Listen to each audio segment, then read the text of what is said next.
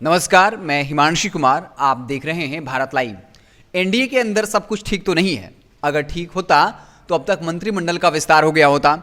तमाम बयानों को अगर आप देखें तो साफ नज़र आता है कि एनडीए और में जो है बीजेपी और जेडीयू के बीच तल्खियाँ बनी हुई हैं और वो बढ़ रही हैं, घटने का नाम नहीं ले रही हैं।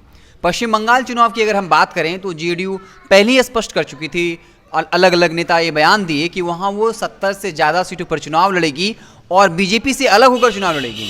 अब बात करते हैं दिल्ली नगर निगम चुनाव की।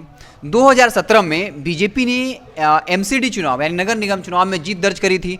आम आदमी पार्टी दूसरे स्थान पर रही।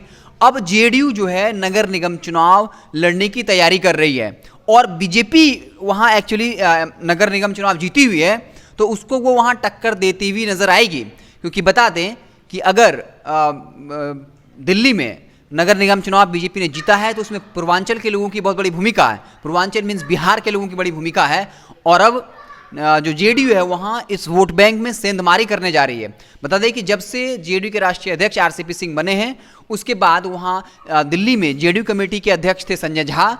उस कमेटी को बर्खास्त कर दिया गया था और अब नए तरीके से दिल्ली कमेटी का गठन होगा, उसके अध्यक्ष चुने जाएंगे और नगर निगम चुनाव में जो है जेडीयू पूरे दमखम से उतरेगी। हम बता दें कि संजय झा ने कहा था कि हमने दिल्ली चुनाव में विधानसभा में 2 सीटों पर चुनाव लड़ा और लगभग 1 लाख वोट प्राप्त किए। ये बताता है कि दिल्ली में पूर्वांचल के लोगों में नीतीश कुमार की काफ़ी लोकप्रियता है। इसके साथ ही बताया कि हम नगर निगम चुनाव जीत नहीं सके थे, लेकिन बहुत सारी ऐसी सीटें थी जहां हमने काफ़ी अच्छा परफॉर्म किया है। और साथ ही कहा कि कोरोना में जिस तरीके से हम लोगों ने काम किया है तो इस बार दिल्ली के नगर निगम चुनाव में जेडीयू अच्छी खासी संख्या में सीट जीतेगी।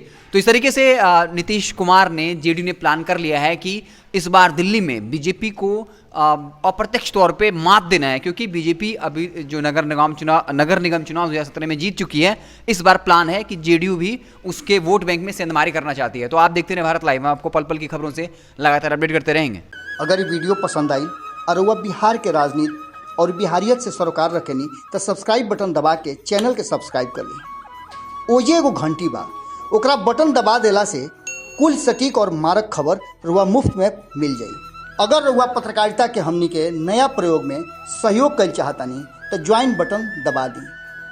पेटीएम नंबर नोट कर ली 9386816700। धन्यवाद।